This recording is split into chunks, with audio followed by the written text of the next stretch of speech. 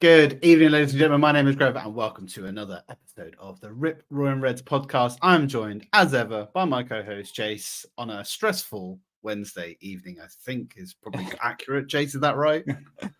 Good evening, mate. Yeah, I mean, it's been a stressful day, but we're podding now, so it doesn't matter. Doesn't matter. It's all in the past. I like the art behind you. It's very artistic. 50 quid, Donnell. Look at that. The guy knows how to find the Like bargain. 2 years ago. I chose it though. My wife approved. Can you believe it? Does he? Wow. I mean, on the same wavelength, just like me and you, mate. Through this podcast, I imagine we're going to be in sync. How you feeling? 24 hours removed from that game. How you absorbed it? You taking it all in? Yeah, we passed the test, right? I mean, we'll go into it. We passed the test.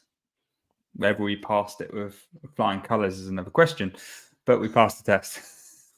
I like that. It's a very diplomatic answer. I'll get into the intro music then, and then we'll get into our Rip Roaring review.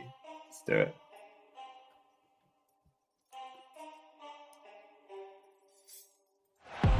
Saka. Saka! That is a diamond of a goal! It's Bergkamp. That's magnificent! This is my club. Fucking love this football club. Henry. What a goal! Gabriel Martinelli! He's scoring for Arsenal!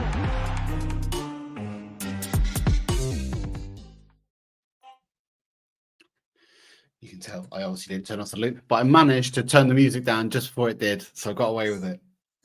Almost. Right. We're gonna I just said it beforehand, but we're gonna do what we always do. We're gonna get into a Rip Room review. I'm interested because this one, like you said, Jace, was probably a performance that had a bit of everything, maybe, but maybe your Rip Room review is not going to be about the performance. Where are you going? Talk to me. Yeah, I wanted to mix it up a little. I got a question. It's a question for you. I'd like you to answer it, but I'll make the statement first and maybe share my view first. I know I'm supposed to go first with reviews. Is Partey done? Question mark. Is it time up? Should he have already gone? My answer to that is I still think he has potential, and he's even had some performances this season when he's been exceptional before being injured and proved why we need him. But I just have this inkling that something isn't right between him and Arteta. Continuous injuries, the fact that he came back and was fit and he didn't play and he went away and played for Ghana. I'm like, there's something sus here. Obviously, he supposedly last night had an injury, but yeah. So I think something's sus. Want your view on it? What I will say is Jorginho. Every time I see him in the lineup, I'm a bit like, that's why I'm asking the question, because I want Partey back. But my question to you, is he done? Yeah, I mean, we've talked on previous pods about his record. Because, like we kind of said, maybe he can play like 60% of the games a season, and I would say that we bought in Rice on the pretense that we knew he was on the way out, because we knew he was kind of the successor to that Partey role. And I know that you said a lot of times that Partey and the Rice is the double pivot you'd like to see. I don't think he has a future at Arsenal. The injury record, the personal other stuff that's kind of happening that I probably won't go into here, but I just don't necessarily feel that he's got a future at the club. I just can't see it. He's not healthy enough to play at this level for a string of games, and I don't think you can wheel him out when you're playing your Cities, your Uniteds, your Chelseas. I don't think we can just do that as and when we see. So. Yeah, I think he is. Yeah, I get the impression that might be the case from Arteta's perspective too. There's a heavy reliance on Jorginho. Now, Jorginho is perfect to come in off the bench, play 20 minutes. He's a great professional. But I have I just don't have confidence when I see him in the pivot of our midfield. Mm. I away in Seville, it didn't fill me with confidence. I was surprised he started against Chelsea. I was like, "Where's Partey?" And just the one thing to add from I'll start by just mentioning his performance last night because I don't think he's on our main agenda to discuss in too much detail. That role Arteta calls it the Jorginho role. That was what the role was based off of. But he just passes it sideways and backwards. Thomas Partey always tries to make either with a quick feet, make his way through, find the hole. It's always forwards. And I don't know, my observation, especially what I was seeing last night, and I was really focusing on last night because I was worried about him, was that, and my observation, what I thought was accurate from what I saw, it's just always sideways, always backwards. And I know we're trying to find the hole. And I think it was a major problem against Chelsea as well. And I don't know. Part of me is like, I can't. We need to solve that problem, especially the fact that Partey, even if he does ever get fit and does get back on the side, he's going away to African Cup of Nations anyway. Like we talked about midfield depth at the beginning of the season. I said I wanted to keep Xhaka and bring Rice in, and I feel like I'm vindicated at the moment. And we need to solve that problem. Maybe we're planning for an eventuality without him, like you say. Maybe because we know the AFCON's coming up, that we're just going to have to work with that in mind, and that might play into the fact that Tommy is playing a bit more as well, because then he won't be able. Tommy goes to the Asia Cup in the same time frame. We might have to go through a period of games where we don't rely on him either. Let's see. Going to apologize. I have some mic issues. Can you hear me? I can hear you. Yeah, you're coming through my laptop though. Jason's full of problems tonight. I am full of problems today. All right, I'll give you mine while you try and sort yourself out, Jace. Yeah, give me your review. Yeah, I will do. So for me, I had a couple. I was wondering which way you were going to go, and then I was going to pivot based on that. So I'm going to go with, this is not the Europa League group that we expected or thought was going to happen. I think either me or you, probably me, talked about in a previous podcast that this group smelt like Europa League all over it. It had, Lens, who have no Champions League pedigree. It had Sevilla, who are pedigree, but in the Europa League, they are the kind of target setters. They are the pace setters that everyone goes after. And then we got PSV, which, are in and out, but are not necessarily anything to be kind of writing home about. So looking at that group, we were kind of like, it's very Europa. We're probably going to, absolutely trounce those teams. And when we walked into PSV at home, 1-4-0, it's kind of like, yeah, here we are. Announce ourselves on the Champions League stage and watch us do our thing and kind of win that game. Then we went to Lens, we lost, and it was kind of like, oh, no, what, and this is where I think in the previous part that I talked about, if we cannot lose this game, we either have to win it or we have to draw it. We cannot afford to lose. And luckily, obviously, we didn't. But there were some doubts in that game. I'm sure we'll get onto them later. But for me, this is just not the Europa League group that I expected it to be. And I'm glad that we're kind of in the position that we're in now, because I think we're in the driver's seat. I think we're in prime position now. We get some points at home. I think we can smash Lens at home, no doubt about that. We've proven that we can beat. Well, I mean, maybe I'm talking too much, that we've obviously already lost against them, but I think it's a lot easier game than it should have been. So I think we're there now. I'm breathing a bit of a sigh of relief that we won that game. You heard it here first. We are going to smash Lens at home. Robert Gravel's words. I'll stand by it. I'll stand by it. I'll even use that as the description when the video goes up. So don't you worry about that, Jace. Right. I look forward to it. Well, me too. Right, we're going to go on to our first subject, which I entitled "The Lord Giveth and the Lord Taketh Away." I was pretty proud of this one, actually. Scabby Jesus, the man that walks on water and turns it into wine, announced himself in this game in absolute sublime fashion. And I think that, this is a a player with absolute skin in the game when it comes to the Champions League, and really has proven himself to be an immensely talented player. What do you want to say about the goal in particular, and the assist? Probably the assist, actually, I think was probably more. I can't tell what's more impressive, actually. You tell me. What do you think was more impressive? Assist, 100%. 100% the assist. I don't know, for me, it was the turn, the Cruyff in the middle of nowhere. I have a very sweet spot for intelligent turns. Odegaard is usually the one I'm expecting them from. Like, come out of nothing, can just completely move two players and create space. But the intelligence to be able to do that. He opened up a whole part of the pitch as a result of doing that. He then had the players around him completely out of position. And then to find the I was about to say to find the pass for Martinelli, but in a way, like, when you've only got one person sprinting forward and the other players are out of positions, like, it's a kind of like it turns a little bit like Route 1 football at that very moment, if that makes sense. Like, it was like the only option you got, so you better make the right ball. Like, you might better make the ball right, but he did. It was a beautiful ball, and there's something like the finish by Martinelli as well. We'll go on and speak more about Martinelli, but that's my favorite Martinelli. That's what I will say.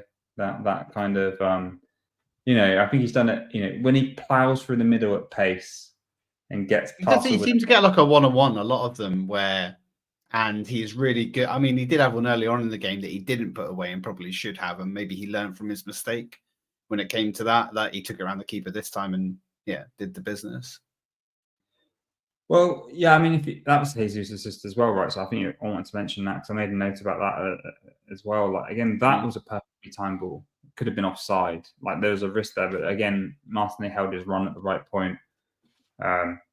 Jesus played a lovely ball. I think we've missed that this season. That Martinelli Jesus connection that we saw so prominently last year, especially up until the point Jesus got injured. Those two were just clicking really well, and I feel like that's the first time in a long time we've seen that little kind of little bit of connection from those two. So I think that really contributed and helped Jesus' all-round performance. But yeah, for me, the assist for Martinelli's goal was the standout piece. What about you? Well, I'm gonna have to choose the goal now, Jace. Thanks, mate. No, I mean the goal was fantastic, but I would say that, like, we've commented quite a lot in the past about his lack of finishing. He seems to kind of maybe overthink or overcomplicate when he's in the box. You said it plenty of times before. I want a lot more than just goals from Gabi Jesus, and you got that in spades in this game. And really annoyingly, I think he'd missed an opportunity early on in the game, and I was writing notes, and I kind of went, "Oh, here we go. Jason's going to be vindicated because he's had a performance where Jesus has played his game, dropped deep, bringing players into the game, having a really good partnership on the left-hand side, but not doing the thing that I'd like a number 9 to do." And then he goes and bangs in an absolute corker of a goal, and I'm here eating my words. So, I mean, I'm totally fine with that. If that means you win a game away from home in the Champions League, I'll quite happily swallow it. And this had everything. So the goal, the assist, he also maybe picked up an injury. Who knows? It kind of looked okay, kind of hobbling, but not really. He walks off the pitch. So that's usually a good sign. Yeah, I mean, I was reading hamstring, which, I mean, if it's a light strain, then that's nothing. So let's hope that's what. Yeah, I'm hoping he's all right, because obviously, like you say, he's come back from an injury and he is creating that good partnership with the players in the team. And I don't necessarily think that. I mean, we've got a relatively okay run of games coming up, and Eddie Nketiah can probably kind of step in, but I would prefer to see Jesus. But his Champions League experience is kind of so invaluable, to our team and I think he scores a goal like every other Champions League game. That's his record. I think he scored in every single one for us so far. He's got an incredible record, and we will need him. We will need him and that experience should we manage to get top of this group, which is looking likely, and moving on to the elimination stages. So yeah, really happy with his performance here, and certainly he had a pretty much a stinker against Chelsea, right? So it's good for him to bounce back and really announce himself in this game, particularly. Yeah, I know. I'm happy. I mean, we've already had the striker conversation in previous podcasts about who else we need to bring in there, but I'll take that performance any day of the week. Yeah, definitely. Right. Next topic. I put man of the match question mark because I think there were a lot of players out there that probably deserve a shout. I think actually eventually it did go to Jesus. I'm sure I saw a picture of him on social media holding the old man of the match award on the pitch. And so we're not going to be giving it to him, Jace, but we talked a little bit before the pod went on the air about the players that we thought deserved a mention and kind of stood out. I'm going to let you go first and pick your cream of the crop. I want to give a big shout out, also maybe slightly an apology to Tomiyasu. At the start of the season, I was going, keep Tierney, sell Tommy. Because it felt like Timber and White with right back was covered, and it felt like we were going to be light at left back. And I felt Tomiyasu was making, especially, there's a couple of games last season, Man City being the one that stuck out where he played that bad back pass. And so I was at the preseason going, if we've got to sell a wing back, like sell Tommy, I am happy to eat humble pie. In fact, I'd love a pie right now. There's like a Me too. Yeah. But yeah, he has been this season, I'd say, a very, very safe pair of hands in either of the fullback positions, but particularly strong in the left back position. Stability, has learned to play the pivot role, which isn't his usual game. He's driving forward. He's actually creating attacking threats. Like, I felt like what we were missing this season in regards to that bit of combination play on the left side, this game really kind of filled in where we had that gap previously. You mean like Xhaka and Zinni that played like last season, because we had a lot of that link up in that left-hand channel. Yeah, absolutely. He was really good in those positions. But at the same time, we talked about it after Chelsea, like his man marking, his defending is just at a higher level and standard than Zinni. And I wasn't surprised to see him start after his second half performance against Chelsea and Zinni's first half. I think away in Spain, in an intimidating atmosphere, it was a really strong performance for someone who hasn't played a lot of games either, right? He's had a lot of substitute appearances, but he's not started. So to go away, start in the Champions League, he turned up, he played really well, and for me, he was our standout player in my eyes. I particularly had him down in my notes as a bit of a vindication game for Tomiyasu. I'm with you on everything you've said there. Like his, I think Zinni needs a rest now. Tommy's going to be the one that kind of starts in that position. I think he deserves it. Pushed super high. He played everywhere as well. You just find him cropping up in random positions. It's very rare to find someone so adept at playing such a range of positions and playing them all so well. It's such a high level. Like we've seen plenty of other players that drop into random positions and the drop off is quite stark. This was one where it wasn't. So yeah, I'm super with you. But is he your man in the match, or is it someone else? I would have said Tommy. I would have agreed with you, I think, and that's just because I think it was unexpected. But I am going to go to obviously rebuttal you for I suppose a player that we talked about before is Declan Rice. I'm truly running out of superlatives to kind of talk about Declan Rice. His physicality, his determination, his strength, his control, like, and none of this is hyperbole. He is every ounce of that 105 million pound player that we signed and more. Like we've said it before, no one is talking about how much he cost because he is just crazily good how he's just fitted into this system. The thing that I feel is the most crazy for me at the moment is there was moments in this game, in previous games, where he's trying to drag this team back into the game. He did it against Chelsea. He also did it here. There was a run that he had through the middle, which if he had have picked the right pass, I don't think he picked the right pass.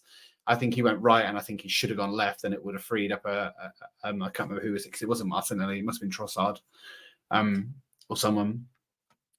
Just, you know, he really scruff of the neck, drags this team through, and it shows a crazy amount of maturity and like experience that you wouldn't have expected him to have, I don't think, in playing for West Ham and having the moments that he's had there.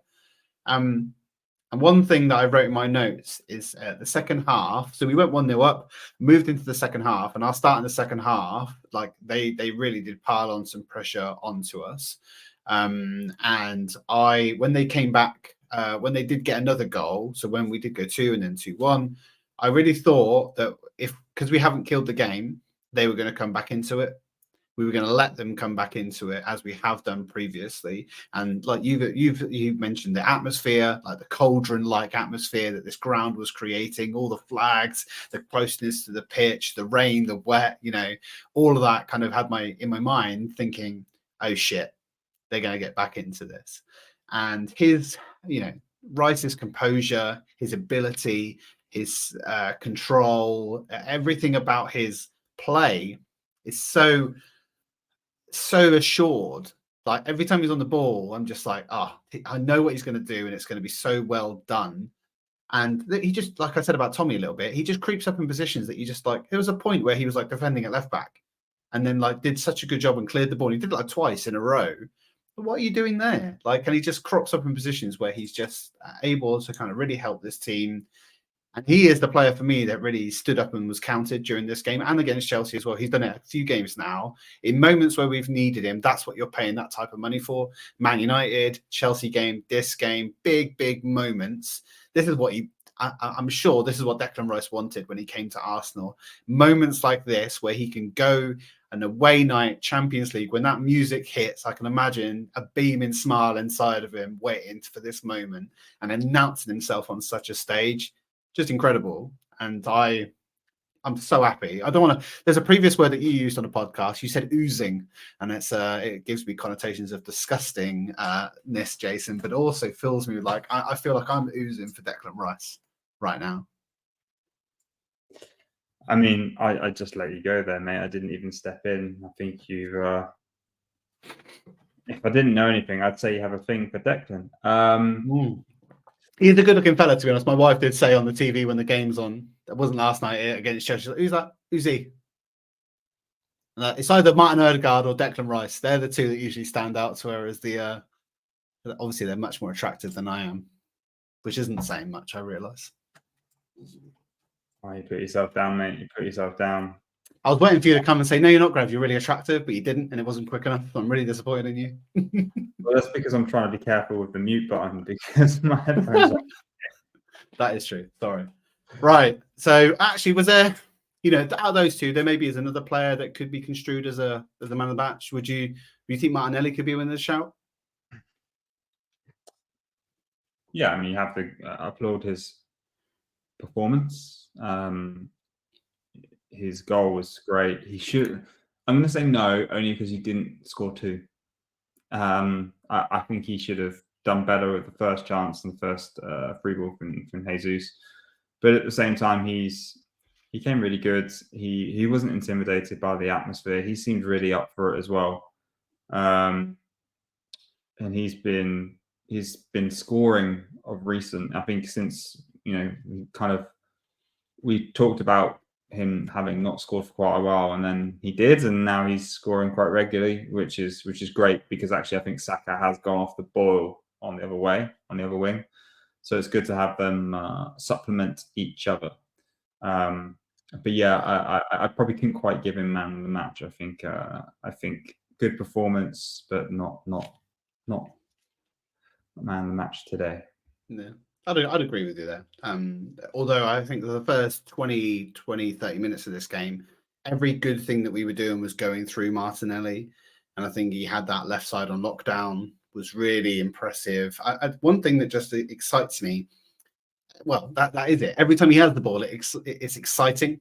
He always feels like he wants to drive forward, even if it doesn't come off, and even if it gets tackled, or sometimes he runs into channels where there's no space, and he kind of just runs out of room, and he's like a dog chasing cars a little bit. But it does always feel a bit like, oh, what's going to happen next when Martinelli's got the ball? Like, I think when Saka gets the ball, we know he's going to try and cut inside, and he's going to try and bang that left foot. Happens every single time. He had won this game, which didn't. He got blocked. But Martinelli is like, oh, what's going to happen? Anything can happen. Speaking of which, that one where Saka did have, he was on a counter. Do you think he made the wrong decision? The reason I asked that is because he cut in and got blocked. But I reckon if he'd have gone 1 or 2 seconds earlier and shot with his right foot, the keeper was well off his line, and there was a big. I saw that. It was like the Raya one when Mudryk, like, you know. I agree with you. There was, I think, because we haven't talked about Saka for a while. I totally agree. He's certainly gone off the boil. I do feel he's got a niggle. I do feel he's quite either in his own head or his confidence or something is not there that's really allowing him to express himself in the usual manner that he does. And I think that's why maybe he's being slightly more conservative than he normally would be. Yeah, I agree. There's something not quite right there. I mean, I think Arteta's just trying to play him into form, but I sometimes feel it might be playing him out of form. But we have to trust in the manager in the process. But I don't know. Saka seems like such a sharp, intelligent player. Like, if you and I saw that gap, or both saw that same gap on the TV, like, I can't believe that he didn't. You know, if we were playing football on a Monday night, I'd have gone for that. Shoot! Yeah, you would have been giving it all of that. I read on Twitter, here's a good stat just before we move on. So Martinelli has now scored in his Champions League debut, his Europa League debut, his Premier League debut, and his League Cup debut. He's only missing the FA Cup debut, unfortunately, which he's obviously not going to get now. But I thought it was just an incredible stat to kind of see, one of those weird coincidental ones. And his Champions League final debut. Not that you're getting ahead of yourself. Right. It's been a relatively positive podcast so far. So I'm going to bring the mood down. I'm going to talk about some creeping doubts. I think for me, I started taking obviously notes as part of the first half, and I was kind of worried. Although Sevilla lets anything kind of dangerous or attacking, they had a lot of the ball. We weren't necessarily playing our game. I don't think Arteta ball that we were playing last year has really hit. I don't think we've got kind of out of second or third gear this season yet, which is probably a good thing. Like I said, it's a marathon, not a sprint. But there are certain players here that, although we've accounted for the ones that are standing up and kind of being recognised, there are certainly some players that are going off the boil, and I've got some doubts. But I wonder if you've got the same doubts, Jace. Who do you think have you got doubts about in this starting 11 that you've kind of noticed? So, I mean, I've been pretty consistent in previous pods talking about this, so I hope this won't be a surprise to anyone, but Martin has been completely off the boil. Creativity is down, spark, just that creative magic spark I'm not seeing it. He's giving away more, I think I've said this, he's giving away several passes he just never would. We look to him a lot to run games, and we're now looking more at Rice to run the games in the midfield. So for me, my creeping doubt, I don't like. Do you know what it is? I don't actually think it's creeping doubt on Odegaard. I'm not, but I think it's more just he's not in a good patch of form, and he probably needs a rest. Probably needs to be taken out the side. That's what I think, for a couple of games, and then put him back in. But who takes his place if that happens? I know what you're probably going to say. You. I mean, obviously, or well, here's an interesting idea: Havertz. I didn't even think about that one. I thought I knew where you. Well, I thought I knew where you were going to go, and that's Emil Smith Rowe. I was actually I'd have gone Fabio, but yeah, we've got so many. That's the thing, right? We've got so many luxuries in that area, in theory, on paper, but we don't seem to have confidence in some of them to actually play them. It's like, I mean, in the game that's coming up, we got Sheffield United right at the weekend. That feels to me, are they bottom? I think they're bottom. I don't think they've won a game this season. I think they've drawn one game so far. Like, if there's an opportunity to give him a rest and try somebody else in that position, that feels like the perfect one. to confirm, they are bottom with 9 games, 0 wins, 1 draw, and 8 defeats. So, yeah. So 1 point. Why wouldn't you? Minus 17 goal difference. Yeah, you've got to. Do you think he's played badly enough that you think he should be dropped then?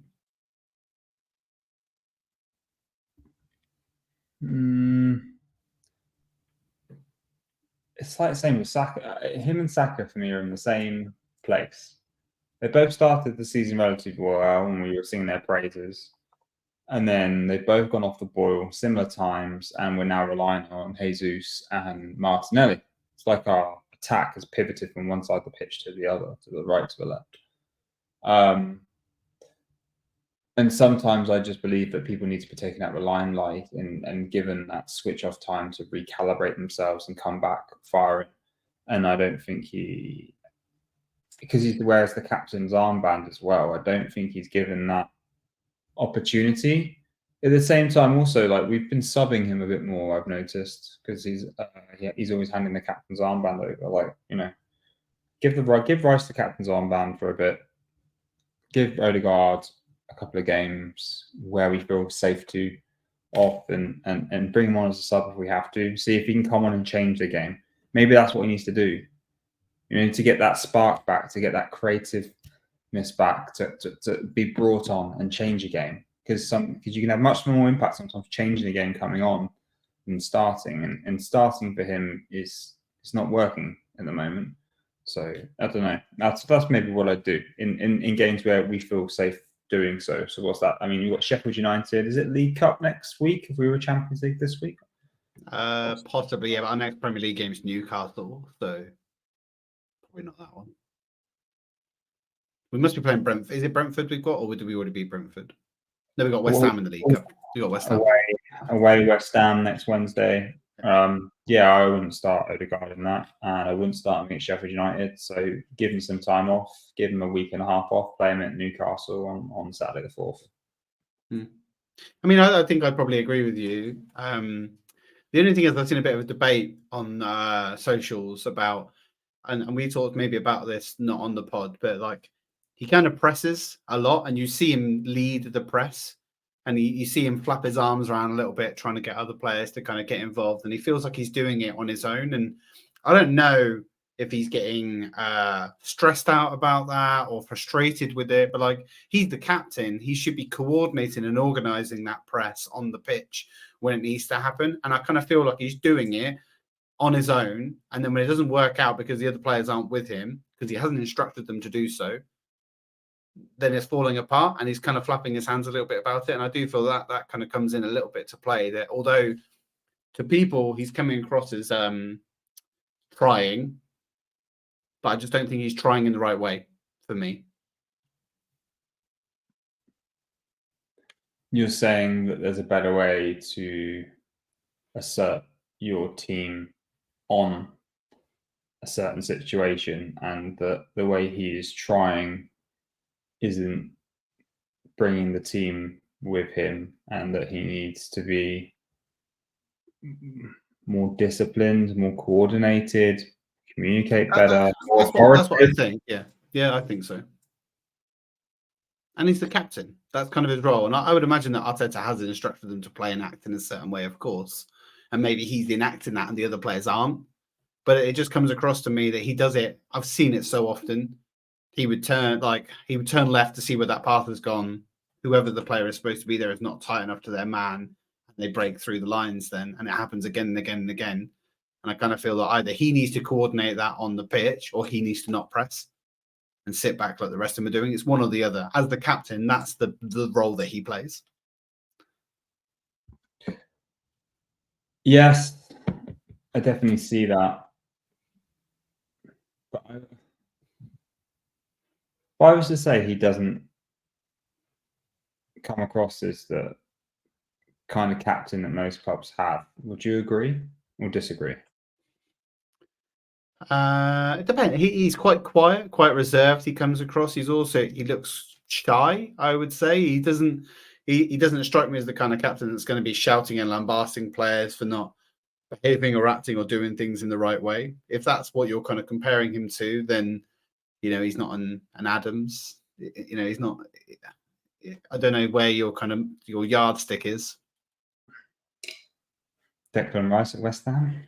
Well, that's the thing. I think I see Declan now certainly pulling himself into that mold, and I know it's probably too early that he would get when Odegaard went off. He gave it to Jesus. I'm sure at some point it will make its way over to Rice. Maybe not officially, but certainly when he comes off and stuff like that, or in games where he's not starting. Yeah, I think so.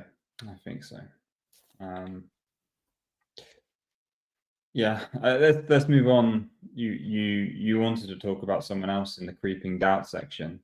Is this actually? I've got a question. If you're talking about the person I think you're going to talk about, should we keep talking about it? I mean, we're going to have to. So obviously, Jace knows I want to talk about David Raya. And I really get this impression right now that he just lives for this discussion. Like, I know I'm mental in suggesting it, but like I just get this impression right now that he's just like, you know what? I'm just going to add more fuel to this fire. I'm going to add and stoke this fire a bit more. I'm going to add some more to the debate, because in this game, David Raya did the same. He did those awful passes through the middle. There was at least two of them where one of them was intercepted and almost resulted in a goal. We got away with one. And another one that maybe not so much. I think we were just more switched on. And then, I mean, that punch, I was literally flabbergasted. I could not believe what I was watching. It is could have gone anywhere. It's one of those moments, 50-50, it's in the goal, outwards, whatever. It could have gone anywhere. And it's just so uncontrolled. It's so Almunia. It's so Fabianski. It's just bad. It's just poor decision making, and I just can't understand that we're still, like you say. I don't want to keep talking about it, but we have this debate every pod because it's like Ramsdale should have started this game, in my opinion. Should have started it. I think there was enough from the Chelsea game, and the fact that probably shouldn't have got dropped in the first place. I think Arteta's got that grudge from the mistakes he made at Newcastle last season or the season before. But still, here we are talking about it again. And he's just making the same mistakes. And maybe, like you say, maybe I'm sure I listened to this somewhere else before, that maybe the stage that he's playing on and for is just bigger than he can handle right at this very moment. He's just jumped from a Brentford, who are mid-table at best, to now playing in the most important club competition in the world, for one of the biggest clubs in the world, under one of the most I suppose admired managers in the world and in current football. It's a big platform. So basically, if I sum up very neatly what you've said from the start of your arguments at the latter end, David Raya is either shithousing us or not good enough. I mean, I don't think it's either one of those two. Maybe it's just it will come with a bit more maturity. It will come with a bit more games. There's obviously whatever, I can't remember what the goalkeeping coach's name is, Inachi, I think, or something along those lines. And Arteta obviously seeing Raya. And like I've talked to you previously, statistically speaking, he is superior across the board. So maybe that risk and reward football that we play is just part and parcel of what I have to come to accept is going to happen. Maybe that's it. So yeah, And that actually sparks so I don't have anything else to add on David Raya because I think you summed it up perfectly. I feel the same way. I also feel Ramsdale should have started. What I did want to ask you off the back of your last comment there was, you win the league or the Champions League, do you care how we play versus watching us play week in, week out like this? Like, and the reason I asked that, I'm going to answer the question before you do, because I have a view on it. That I preferred watching how we started the first half of last season.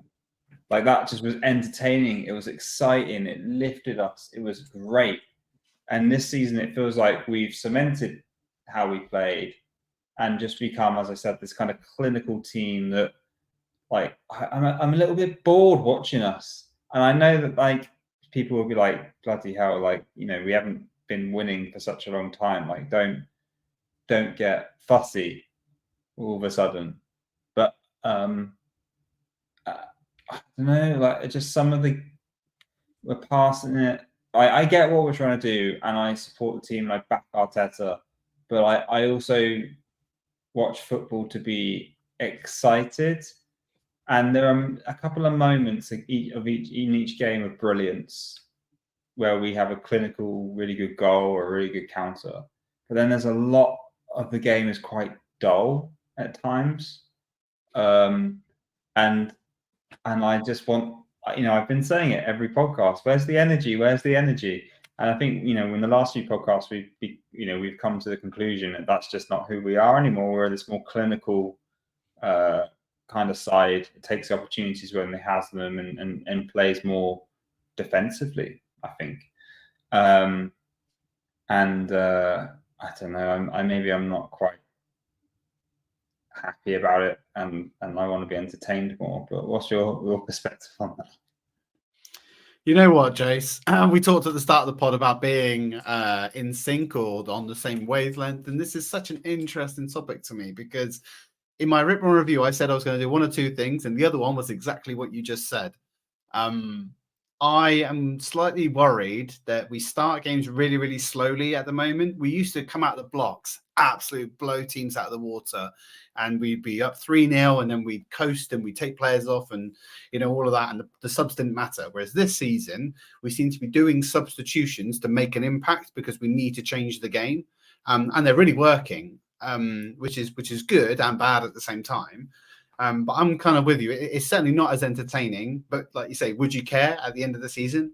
The one thing I say about this performance in particular, it was very, very disciplined, very, very controlled, and a really boring word for it, but it was very adult. We've been talking about our team being a bunch of kids. Last season, the second youngest team in the league. I'm not too sure. I think we're the third youngest team in the league this year. You know, there's always an old saying that you never win with kids, right? This was an adult performance. It was mature, it was grown up, it was disciplined. And, you know, if that's what it takes to grind out wins like this and win the league, I agree that a bit more Arteta ball would be lovely. Maybe it will come. I would take every day of the week, Jason, that moment when we can go up Holloway Road and we can be celebrating with a Premier League parade or a Champions League parade over that goal against Bournemouth by Reece Nelson any day of the week. And that's the thing that I hope for when we look at these type of performances.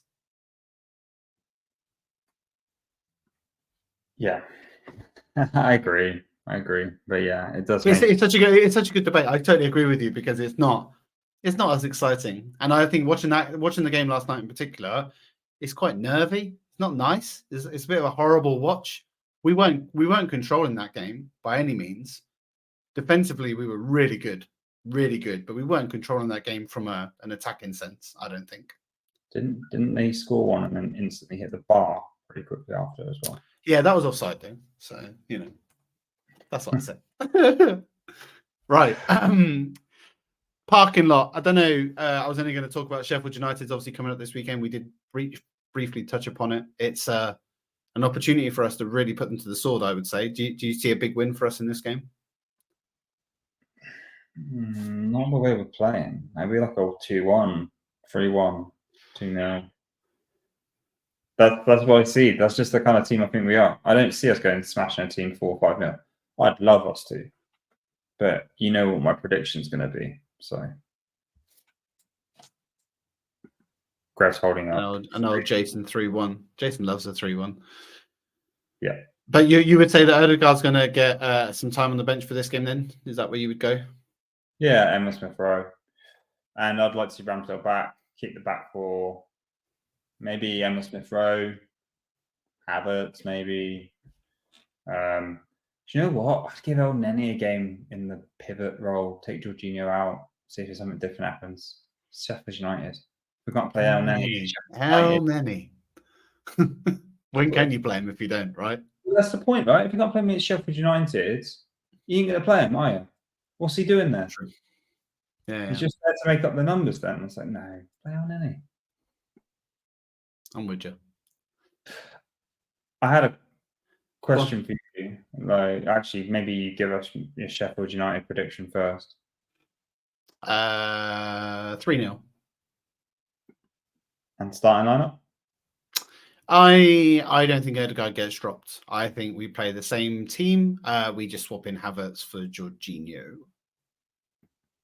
Okay, I can see that. So my question to you is, how many points do we finish with in the Champions League group? I think 10. I think we will beat Lens at home, as I've already said. So I've got to stick to my guns. I think we will draw against Sevilla at home. And then I think we will lose to PSV away. So you have us finishing second in the group. Would that mean... Well, I still think we'll top the group with 10. What PSV... So second is Lens now, right? Because they won 2, I think. What was the last fact check my... I'm going to have to fact check myself, as I always do. While you're doing that, I'll do my points prediction. I think we will finish with 12 points. I think we'll beat Lens at home. I think we'll beat Sevilla at home, and I think we'll lose to PSV away because we just don't like that ground and that atmosphere. Mm-hmm. So I think Lens are on 5, so they've won 1 and drawn 2. Sevilla are on 2 points, and PSV are on 2 points. So if we, like I say, we're going to beat Lens, and I don't think that they'll be able to get. They might get 1 win out of the remaining 2. That'll leave them with 8 and us on 10. So I still think we'll top the group, even if we draw 1, win 1, lose 1. So PSV and Sevilla having drawn in previous games is kind of taking them a little bit out of the running, is what you're saying. Yeah, I mean, I still think if you think PSV can do us at home, and I also think they can probably do Lens, that puts them on 8 points and puts them, meaning that it could go towards the end. Like I say, I still think we've got plenty in us to even if we don't top the group, I can't see us not qualifying based on the position that we see ourselves in at the moment. Fair enough. Nice. Yeah. All right. Top the group then. Top the group. Let's hope so. We need to. Right. That concludes another great episode. Thank you very much, Jace. If you're watching this on YouTube, please do like, subscribe, comment. We would love to answer some questions on this pod when we do get the opportunity in the future. Jace, if they're listening to this on their podcast provider of choice, what does Grev ask them to do? Please kindly give us a 5-star rating, a review if you wish to. Please keep it nice. And just download and keep listening. Nice. All right. Well, we'll see you again at the weekends, hopefully after the Sheffield United. Although I know it's a 3 p.m. game, so who knows what me and Jace might not be able to catch the game. We'll have to wait and see. Oh, yeah. It's not going to be on TV, is it? So that's right. Highlight reel. The UK. Yeah. I don't encourage streaming, so yeah. Of course not. We would never even dream about it. Right. Thank you all. Enjoy the rest of your evening, and we'll see you again soon. Cheers, guys. Take care. Come on, you Red Roaring Reds! Come on, you